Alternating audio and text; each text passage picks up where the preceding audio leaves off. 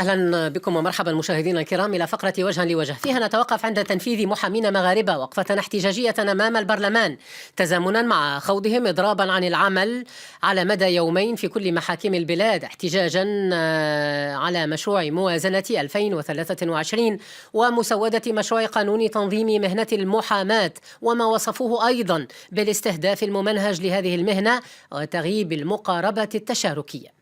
مع ضيفي مشاهدينا الكرام من أكادير الأستاذ نور الدين خليل نقيب هيئة المحامين لدى محاكم الاستئناف في أكادير وقلميم والعيون.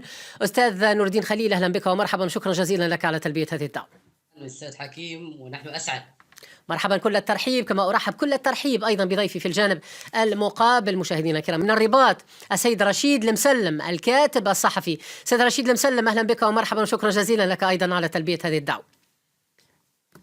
اهلا وسهلا وشكرا للمستمعين ومشاهدي فرانس 24. مرحبا بكم كل الترحيب. على ما يحتج المحامون المغاربة منذ ما يقارب الأسبوعين، وهل احتجاجهم هذا مبرر؟ أطرح عليك أولا السؤال من أكادير الأستاذ نور الدين خليل نقيب هيئة المحامين لدى محاكم الاستئناف في أكادير وقلميم والعيون، مرحبا من جديد. أستاذي الفاضل، نحن متيقنون بأنه الأمر لا يتعلق بموضوع واحد، ولكن ما يتعرض له المحامون، ما تتعرض له رسالة الدفاع على المستوى الوطني في المغرب، هو الأمر يتعلق بخمسة ملفات رئيسية. هو الإعلان الأحادي من طرف وزارة العدل على امتحان الأهلية لمزاولة مهنة المحاماة، وما أدى إليه من تسجيل أزيد من 70,000 طالب راغب في الانتساب لمهنة المحاماة. هذا الإعلان الذي كان بطريقة أحادية دون أن يكون مبنيا على معطيات يتم استقاؤها من خلال مقاربة تشاركية مع هيئات المحامين، خاصة وأنه وزارة العدل متملصة من إحداث معاهد للتكوين لفائدة هؤلاء المحامين، والذي التزمت به منذ قانون 1993 ولا زالت لحد الآن تستمر في اعتماد الأسلوب الاستثنائي في تنظيم مهنة المحاماة. وكذلك باعتبار أنه هذه المقاربة هي بمثابة توظيف وهمي للمواطنين المغاربة، طالما لأنه ليس هناك أي تحمل أو عبء على ميزانية الدولة. الملف الثاني هو ملف قانون المهنة، والملف الثالث هو القوانين المصدرية، والملف الرابع هو قانون التغطية الصحية، والملف الذي قسم ظهر البعير هو مشروع قانون المالية للسنة المقبلة وما تتضمنه من تدابير ضريبية استثنائية في حق المحامين. طيب، أشكرك على اختزال هذه الإشكالات بهذا الشكل وإيرادها بشكل سريع حتى أحيل الكلمة للسيد رشيد المسلم الكاتب الصحفي. سيد رشيد المسلم، هل ثمة من وجهة نظرك أنت ما يبرر فعلا غضب المحامين وتحركاتهم هذا؟ بالنسبة للنقطة الأخيرة التي كان أشار إليها ضيفي وهي مركزية، هل ثمة فعلا ضرب لمبدأ العدالة الضريبية، لمبدأ المساواة أمام القانون كما يقول المحامون؟ هل ثمة مساس بحق المواطن المغربي في الولوج المستنير والميسر للعدالة؟ ما تعليقك على ما ذهب إليه ضيفي؟ تعليقي على ما ذكره الأستاذ النقيب من هيئة أكادير والعيون وقلميم هو هذه إشكاليات اللي طرحها الخمس هي مشروعة، ولكن لماذا السؤال المطروح ولا السؤال العريض، لماذا هذه الإشكالات ما زالت عالقة إلى الآن؟ لم يتم إصلاح مدونة أو القانون المؤطر لمهنة المحاماة إلى الآن.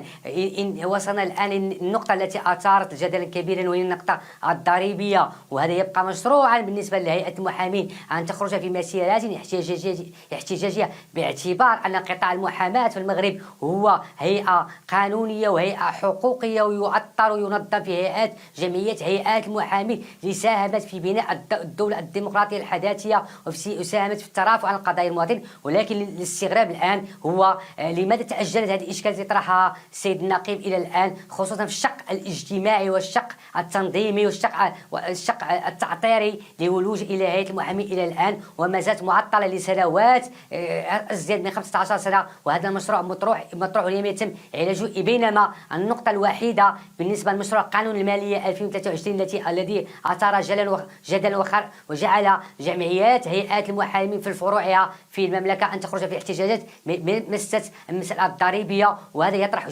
جدلا كبيرا باعتبار بأن هل فعلا المحامون المغاربة يؤدون الضريبة؟ هل فعلا هذه الضريبة المقترحة الآن 300 درهم أي 300 أورو بالنسبة في الملفات التسجيل والملفات العادية واستثناء بعض الملفات التي تتعلق بالطابع الإنساني والطابع مدونة الشغل؟ طيب. هل فعلا لا يمكن أن نقول بين قوسين التهرب الضريبي، باعتبار بأن مهنة المحاماة هي مهنة قطاع خاص كما هو مجال قطاع الطب في المغرب، القطاع الصحي يثار حول الجدل كبيرا. هل فعلا هناك المحامون يلتزمون بالمهنة، باعتبار أن الآن كنت أتمنى أن قطاع المحامين يخرجون في الدفاع عن قضايا المواطنين في قضايا اجتماعية، والمغرب يعرف الآن موجة كبيرة في ارتفاع الأسعار وارتفاع المحروقات. ولكن هذا الضريبي أنا أعتقد هذه مناسبة لقطاع المحاماة وبالنسبة واضح سيد رشيد المسلم. حتى أكون منصفا نستسمحك، إصلاح ضريبي، حتى أكون منصفا مع ضيفي في الجانب المقابل.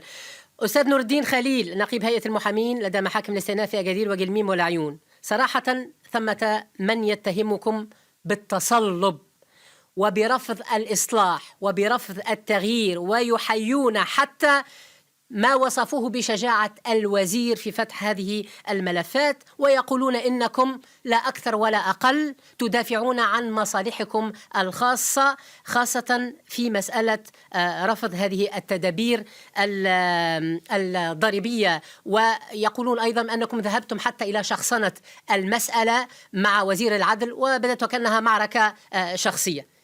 كيف ترد على ذلك وعلى ضيفي أيضا لو سمحت أستاذ؟ نعم أستاذ الفاضل، ما أود أن أؤكد عليه هو أنه عندما نتحدث عن مهنة المحاماة بداية نتحدث ليس عن فئة معينة، ولكن نتحدث عن ممثل المواطن داخل باهوي المحاكم مقابل السادة القضاة الذين يمثلون سلطة الدولة في فض النزاعات.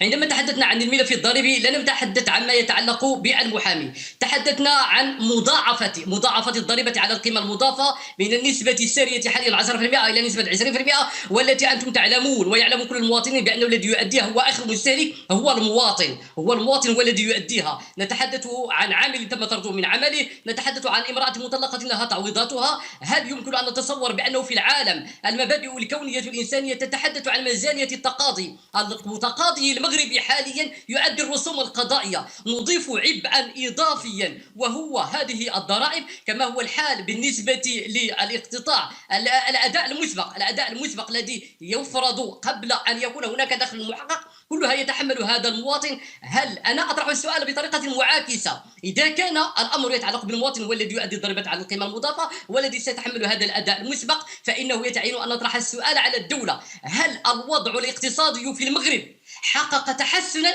أم أنه حقق ارتفاعا في الأسعار، حقق وضعية التضخم، حقق انحباسا في المداخيل بالنسبة للمواطنين؟ وبالتالي كان من الأولى لو كنا نلتزم بالقانون الإطار وبما أفضت إليه المناظرة الوطنية حول الضرائب في 2019 التي تحدثت عن ضرورة أن يكون هناك تخفيف للعبء الضريبي، أن تكون هناك عدالة ضريبية في البلاد، أن تكون إعادة النظر في العديد من الضرائب التي أصبحت غير ذات منطق في فرضها في داخل هذا الوطن، كما هو الحال بالنسبة للضريبة البطنطة. هنا السؤال الذي يطرح: المبدأ الدستوري والمبدأ الكوني ما هو أن يكون هناك ولوز للعدالة، ولوز مستنير للعدالة. عندما تكون هناك رسوم قضائية تضاف إليها تحملات باهظة، يضاف إليها ما يمكن أن نسميه، لا أسميه ضريبة على القيمة المضافة أو ضريبة على الدخل، وسميها ضريبة التقاضي. ما تفرضه الحكومة على المواطن المغربي حاليا هو ضريبة اختيارك للمطالبة بالحق عن طريق القضاء. إذا كنت يمكن أن تقتضي حقك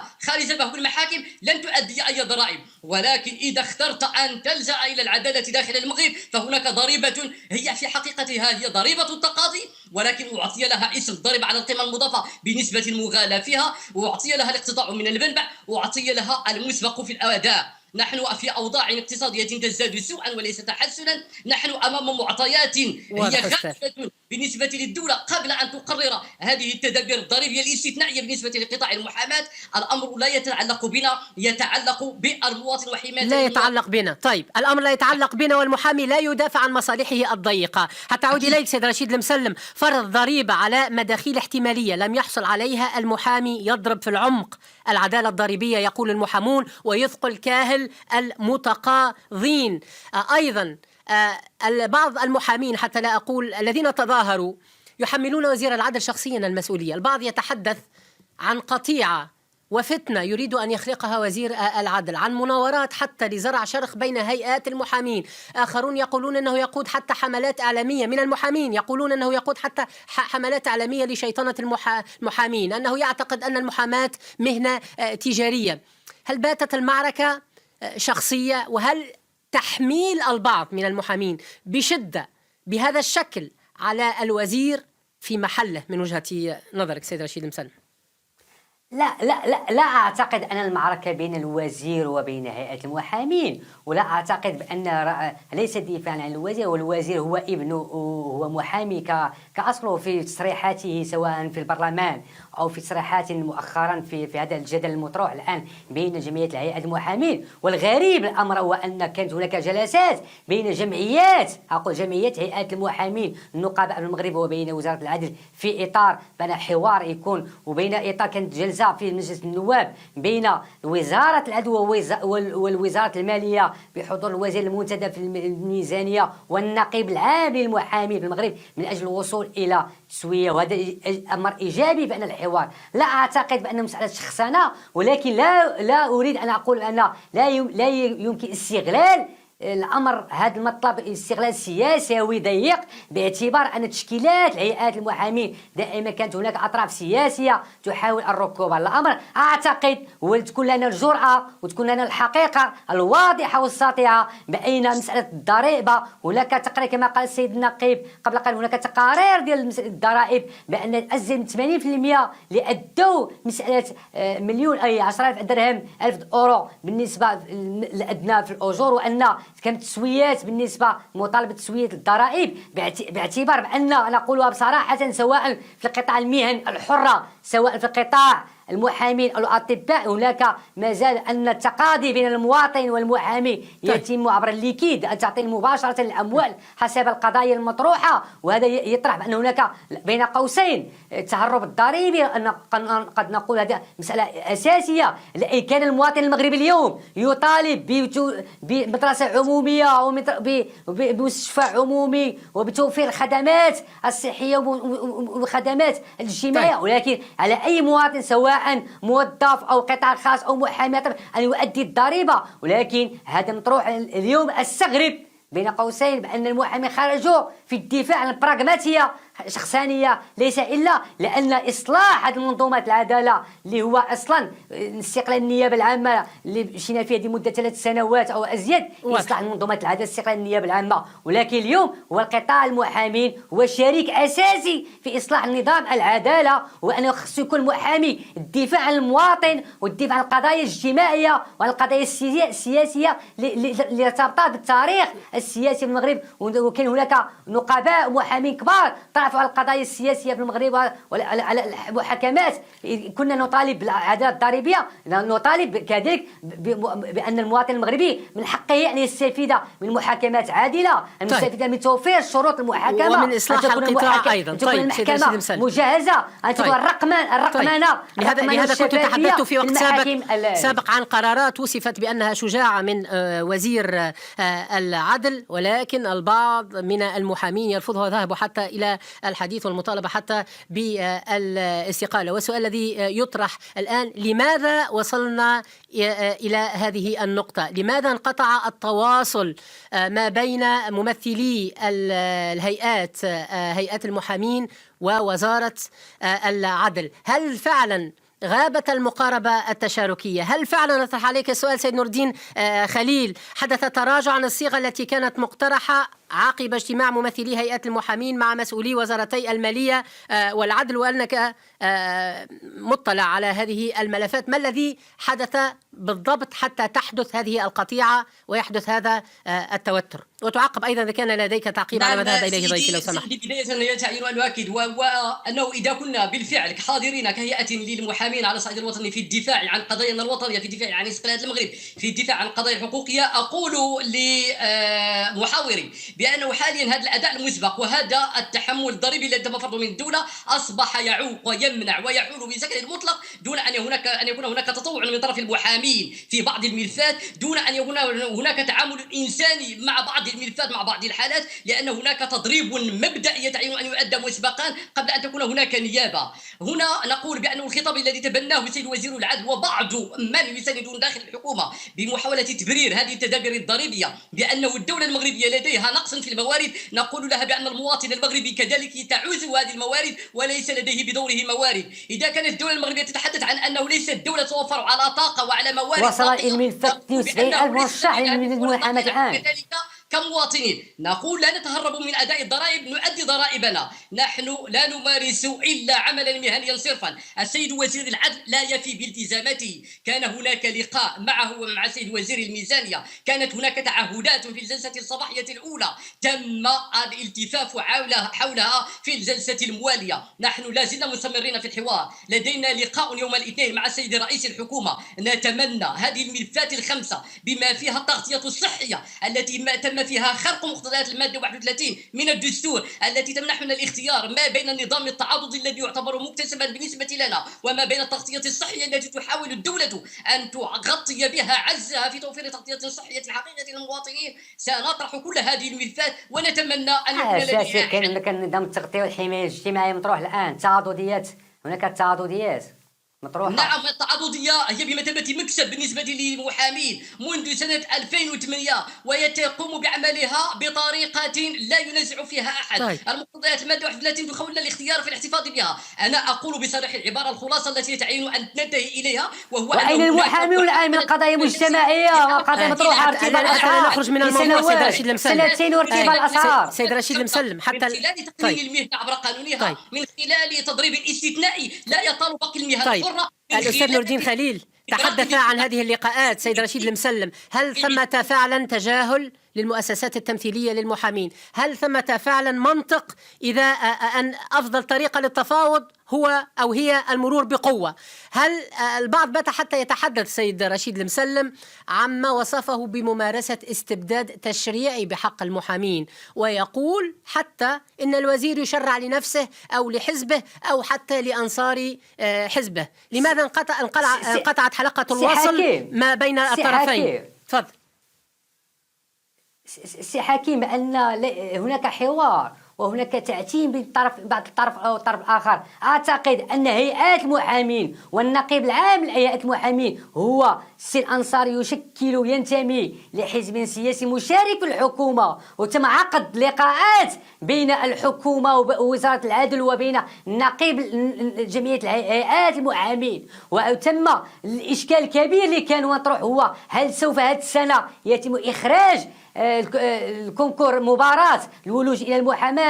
وزير العدل أجاب في مجلس النواب وهو في جلسة مباشرة بأنه يطالب بإصلاح طريقة الولوج إلى المحاماة وبإعداد أو بخلال إعداد معهد خاص بالمحاماة يكون تخصص أي محامي كمهن قضائية موازية كالمحاماة. وتم بأنه كان يطالب وزير العدل بإصلاح طريقة الولوج إلى المباراة بالنسبة للمحاماة، وكان هناك اتفاق بينما هيئات المحامين أجبرت وزير العدل بإخراج المباراة في هذه السنة، وإلى الآن سوف تجرى هذه المباراة، وإلى حدود علمي الآن وصلت إلى أزيد من 70,000 مرشح يقدم أو قدمت ملفاته إلى الترشيح. وهذا أعتقد بأن مهنة المحاماة مهنة مقبولة بالمجتمع المغربي وتحارب البطالة. ومن يقوم الإقبال عليها هما حامل الإجازات والماستر والدكتوراه في القانون العام والقانون الخاص، هذا إيجابي